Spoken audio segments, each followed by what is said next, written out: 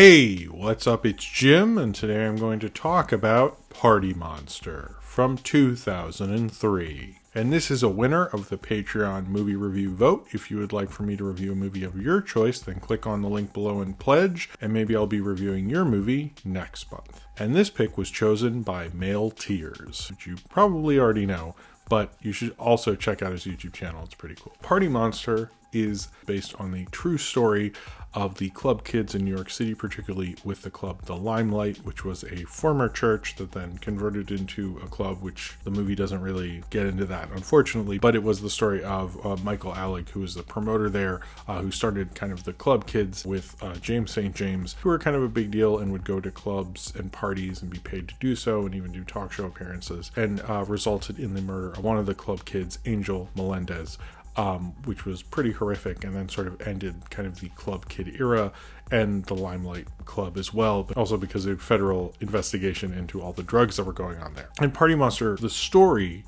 is infamous. I had heard of it before this movie had come out in the 90s. It was kind of a big deal, particularly because of how horrific the murder was, but also because the club kids were so unique and everything like that. Now, this movie, which was directed by the same people who directed the documentary in the late 90s, Party Monster, the shockumentary. Most of the time you hear about documentarians wanting to direct the movie version, or the, fictionalized movie version of their film, but this time it actually happened. It worked out for these directors, Fenton Bailey and Randy Barbato. It's interesting that they were the ones who did this, because I don't know if this film to me feels like necessarily the most accurate. It feels sort of like I'm watching the low budget TV movie version, but like with lots of movie stars. This film is obviously made on a budget. It's made about $5 million, and despite its limited budget, it has a host of kind of movie stars. You have Macaulay Culkin. This is his first role since Richie Rich in 1994. You have, Seth Green. You have Natasha Lyonne. You have Marilyn Manson, Dylan McDermott. Wilder Valderrama is in this. Also Wilson Cruz, who I wish I saw more of. I always liked him on My So-Called Life. Chloe Sevigny. So lots of like kind of famous big actors are in this film, which is kind of interesting because it's almost like filmed in a way that you don't think they should be able to get talent like this. And also it's a little odd seeing these, club kids who are either, gay or bisexual played by very straight dudes, which I don't think would happen anymore. But seeing a bunch of, straight actors play gay in this movie at the time in 2003 was very accepted. I don't think that would happen anymore, but at the time that was just sort of how it is. I don't know all of their sexualities or anything, but to my understanding, that's mostly what occurred with the casting of this film. Now, this was shot on video at a time when video looked tremendously worse than it does now. This film did get a very negative reaction. I think a lot of the reaction to this film, particularly at the time, and this should actually be noted with any film that was shot on video in the early 2000s, it's not like Collateral, because Michael Mann got like a really great video and all that stuff, is that digital projection was not the thing that it is today. So these things that were shot on video would then have to be transferred onto film, which could actually be very expensive to release these films, and then would be projected. And so films like 28 Days Later, I remember people not liking as much until they saw it on DVD, because it looked better on a DVD than it did in the theater, where it looked like utter crap. So if you saw this movie in the theater, it probably looked awful at the time, unless you had a theater with digital projection, which even in New York was not commonplace. I think that really hurt this film ultimately. But I like sort of what they do with this film and its limited budget, because it sort of works under the guise of sort of what it is. I do think this is a story that is inherently fascinating, is actually really interesting, would do really well with a much higher budget, big mini-series type of thing. I think this is a story that would absolutely work with. But that's not what we're reviewing today. We're reviewing this movie that's made under these constraints. And so in my mind, I think that's probably why it was sort of disregarded, because the story was so well known. The documentary was pretty well seen, particularly in New York. I had seen the documentary before I saw this movie back in the day. I haven't seen the documentary since. I think this is sort of the cheaper TV movie version of that. and it's sort of made in that guise. And I think they try to do their best with that. They succeed more than you'd think for the most part. I think there's a certain point where this movie sort of falls off a cliff and it should have kind of stuck the landing a little more. But the build up to that with the relationship between Michael Alec and Jane St. James, who are played by Macaulay Culkin and Seth Green, we do get kind of wrapped up into that more than I think the filmmakers actually. Cauley doesn't feel as well polished as he used to. I think his performance, he had a performance after this in Saved. I know this was his big return and people were excited for it. He felt like almost like a new actor in this, which is sort of a weird performance, but I did think you sort of end up being sort of captivated by it, but in the way like TV movies, which in commonplace actually, in 2003 it was sort of going away, but in the 90s, if there was a real life story of something, they would make a TV movie. Like they made a TV movie of OJ, they made a TV movie of Amy Fisher, all these things. I almost feel like they made it sort of in the guise of that. There's not a lot of subtext for a movie that does have a cult reputation. It doesn't have a lot of like strange undercurrents going throughout it. It's very literal, which is sort of disappointing because I think the actual club kids, if they were making a movie about themselves, would not make a movie that's so unstrange in a way, which I find interesting. Almost why I wish you have like a John Cameron Mitchell or someone making this film, because I feel like they would get into like the surrealness of the whole situation, and they're almost like very literal, very explaining it to you almost like verbatim. And although that works in a documentary, that does not work in fiction or in an actual movie. There are different rules sort of that you can get away with in a documentary. There definitely are, that people will accept in a documentary that they will not accept in a narrative. And I think in a lot of ways, these directors who haven't really done, they work a lot, they produce a lot of stuff, but they don't really make narrative films too often. And you can sort of tell throughout this. And that was one thing I was disappointed by, because you see all these kids in these cool outfits, and like there feels like they're like acknowledging real life stuff a lot, because they definitely know, because they made the documentary that everyone cites for this, and they know they have a really compelling story, but they don't really get into the more interesting things of it. I actually did get why people were compelled by them, which I think is an important part of it.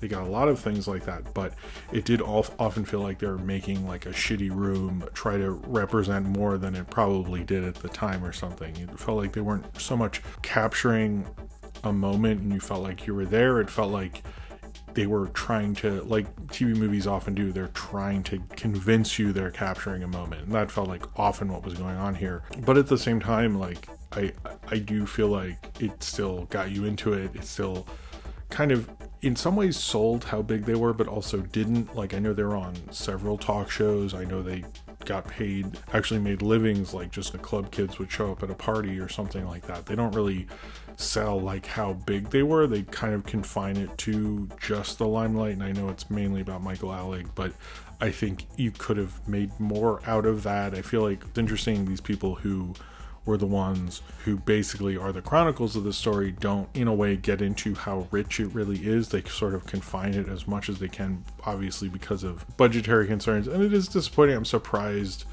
no one would give them more money for, you get Macaulay, you have even like all the kind of movie stars you have, but I guess this was more of an indie thing, and it didn't really work out like everyone thought it would financially at the time. But I kind of get why there's a cult around it, because it's such a weird vibe of a film. It feels like I think a lot of TV movies have this malaise to them that after a certain point you like don't care, but you're sort of laying on the couch in this sort of like trance, just like watching them. And I didn't feel like that with this film, as a matter of fact, as much as just trying to sort of tell you a story that shouldn't, in a way, told matter of factly, it sort of compels you in a way.